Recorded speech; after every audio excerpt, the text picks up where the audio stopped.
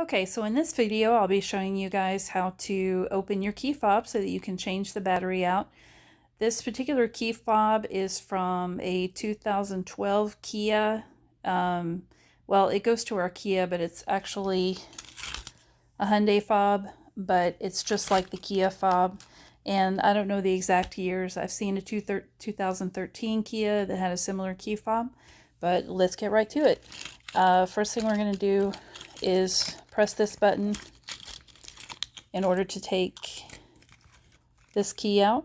Okay, now take a look here. You have two holes here. You have a wider hole, which is the one that the key came out of, and then you have the smaller hole right here.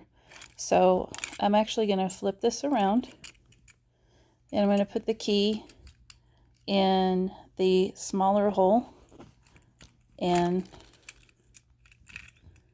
just turn to the left, and you see how that opened right up?